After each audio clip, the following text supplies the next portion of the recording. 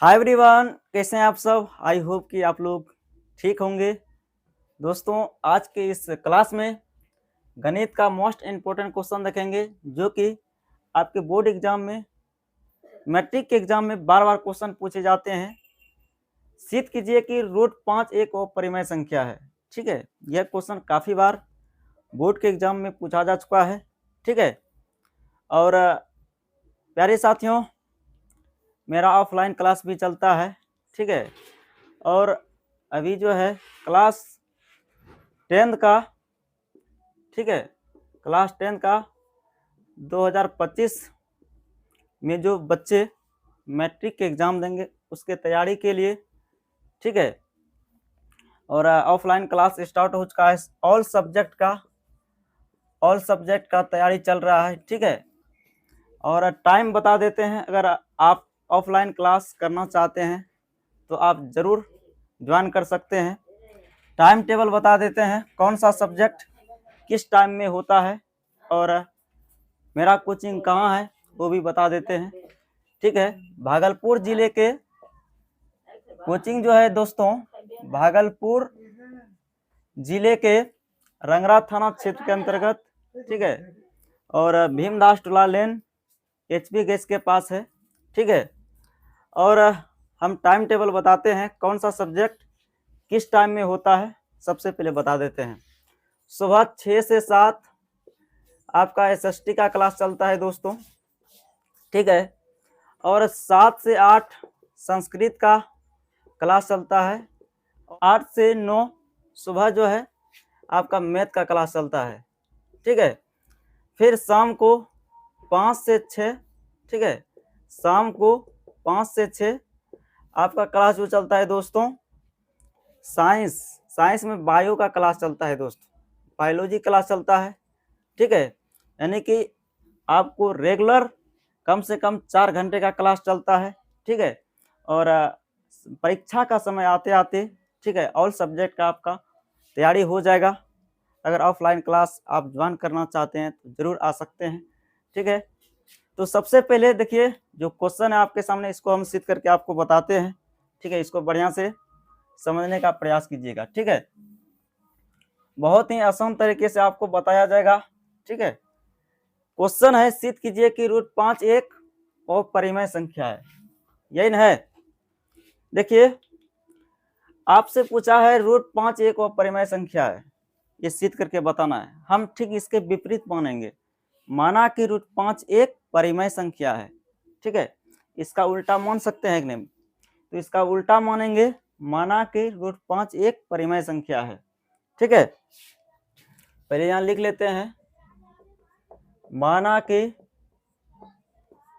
√5 एक परिमेय संख्या है।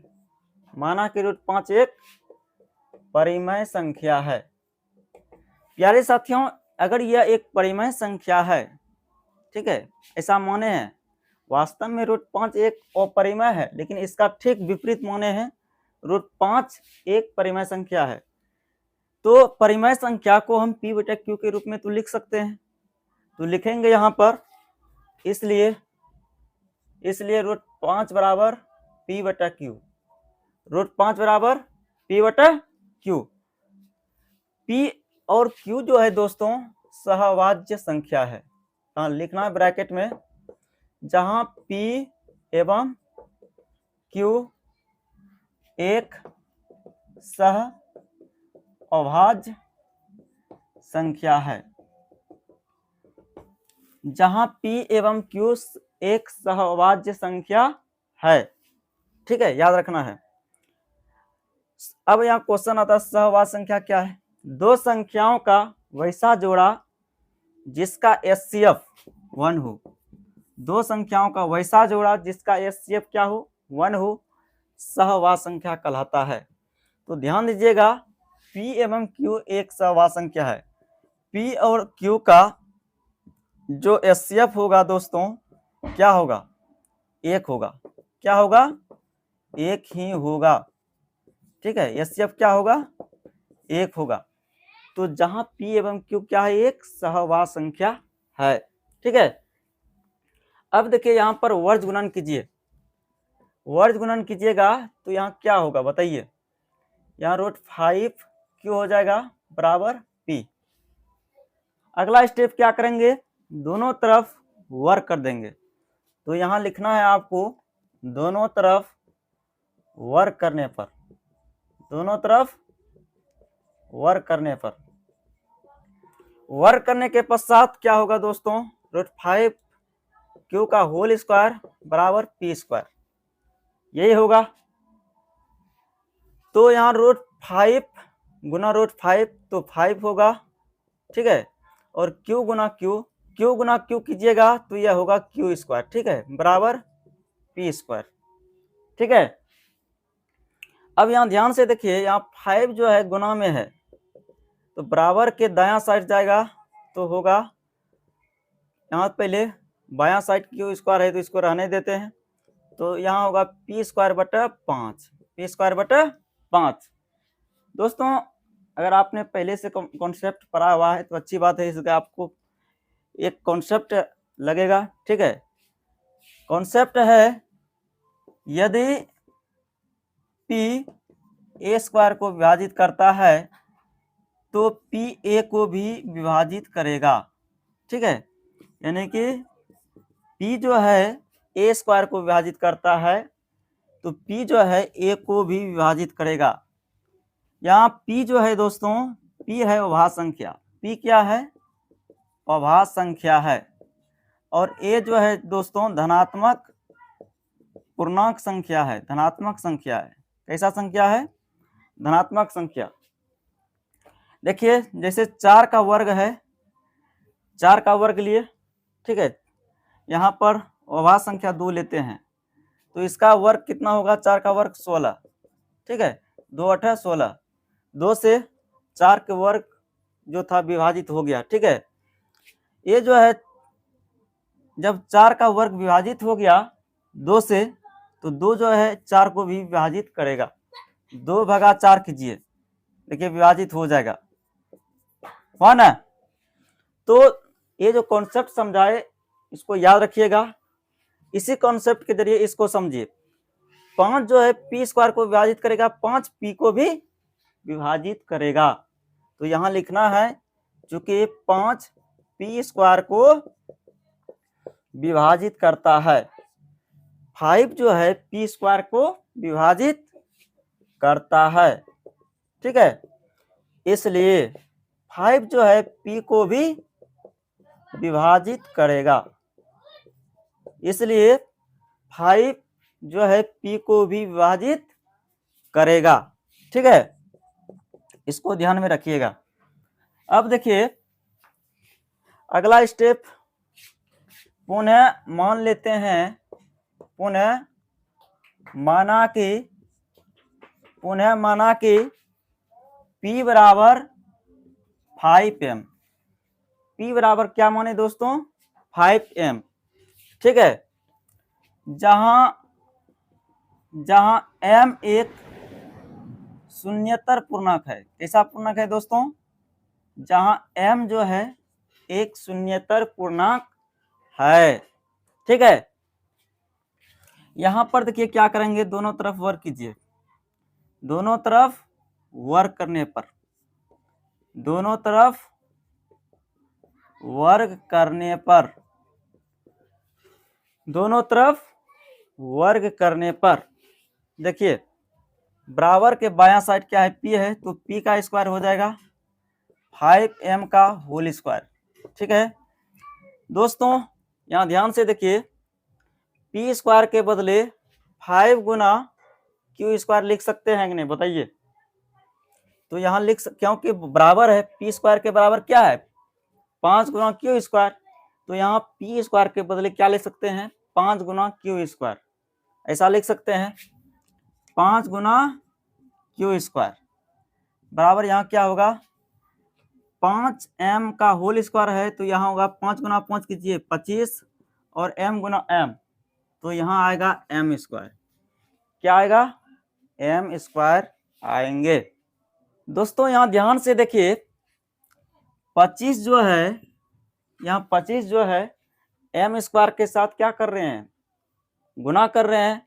जब 25 बायां साइड में आएगा तो यहाँ क्या करेगा, भाग, तो 5 गुना क्यू स्क्वायर बटा यहाँ 25 हो जाएगा, बराबर क्या बचा, एम स्क्वायर। क्या बचा, एम स्क्वायर। इसको कटाइए तो यहाँ आएगा 5, ठीक है। तो क्यू स्क्वायर बटा क्या हो गया, 5 बराबर एम स्क्वायर। इसी को लिख सकते हैं एम स्क्वायर बराबर क्यू स्क्वायर बटा 5, क्यू स्क्वायर बटा 5।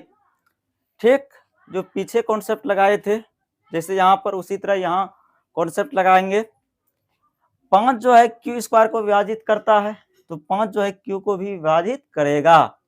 तो यहाँ लिखना है दोस्तों, चूंकि 5 क्यू स्क्वायर को विभाजित करता है, 5 क्यू स्क्वायर को विभाजित करता है, इसलिए 5 जो है क्यू को भी विभाजित करेगा, इसलिए 5 क्यू को भी विभाजित करेगा। ठीक है, देखिए दोस्तों, 5 जो है पी एवं क्यू दोनों को विभाजित करता है। 5 जो है पी एवं क्यू दोनों को विभाजित करता है, इसलिए 5 पी एवं क्यू का उभयनिष्ठ गुणनखंड जो होगा दोस्तों 1 होगा। कितना होगा, 1 होगा। इससे एक विरोधाभास प्राप्त होता है कि यह विरोधाभास प्राप्त होता है पी एवं क्यू का एक के अतिरिक्त कोई उभयनिष्ठ गुणनखंड नहीं है, एक के अतिरिक्त कोई उभयनिष्ठ गुणनखंड नहीं है। यह विरोधाभास इसलिए पैदा हुई, इसलिए प्रकट हुआ क्योंकि हमने गलत मान ही लिया था। √5 एक परिमेय संख्या है, ठीक है। तो यह विरोधाभास हमारी गलत मान्यता के कारण आया था, ठीक है। इसीलिए अतः लास्ट में लिख देना है √5 एक अपरिमेय संख्या है। √5 क्या है, एक अपरिमेय संख्या है, ठीक है। तो यहाँ जो स्थिति 1 था, कथन 1 था, 5 पी स्क्वायर को विभाजित करता है, 5 पी को विभाजित करेगा। इसको मान लेते हैं दोस्तों स्थिति नंबर 1, स्थिति नंबर 1। और यहाँ लिखे थे कथन 2 में 5 क्यू स्क्वायर को विभाजित करता है, इसीलिए 5 क्यू को भी विभाजित करेगा, ठीक है। इसको मान लेते हैं दोस्तों स्थिति नंबर 2। क्या मान लेंगे, स्थिति नंबर 2। तो स्थिति 1 एवं स्थिति 2 से स्पष्ट हो गया P एवं Q का एचसीएफ जो होगा दोस्तों 1 होगा। क्या होगा, 1। इसी को हम यहाँ भाषा के रूप में लिखेंगे, स्थिति 1 एवं स्थिति 2 से, स्थिति 1 एवं 2 से स्पष्ट है कि P तथा Q का एचसीएफ बराबर 1 प्राप्त होता है, 1 प्राप्त होता है, ठीक है। जो कि विरोधाभास है, जो कि विरोधाभास है। यह विरोधाभास क्यों आया दोस्तों, हमारा मानना गलत था, गलत मान्यता के कारण। यहाँ लिखना है हमारा मानना गलत था कि, हमारा मानना गलत था कि √5 एक क्या है, हमारा मानना गलत था कि √5 एक परिमेय संख्या है, √5 एक परिमेय संख्या है, ठीक है। फिर अंत में आपको लिख देना है अतः √5 एक अपरिमेय संख्या है, √5 एक अपरिमेय संख्या है, ठीक है। आई होप कि यह सवाल आपको बहुत ही बढ़िया तरीके से समझ में आया होगा, ठीक है दोस्तों। इसको आप कॉपी में नोट करेंगे और इसको नोट करने के पश्चात आप √2, √3, √7 इसी प्रकार से अपने मन से, ठीक है, अपना दिमाग लगाकर, कॉन्सेप्ट यही रहेगा, बनाने का तरीका यही रहेगा, ठीक है। और इसको अभ्यास कीजिएगा सिद्ध करने का, ठीक है। और आपको बढ़िया से समझ में आया होगा, ठीक है। मिलते हैं नेक्स्ट क्लास में, तब तक के लिए जय हिंद, वंदे मातरम।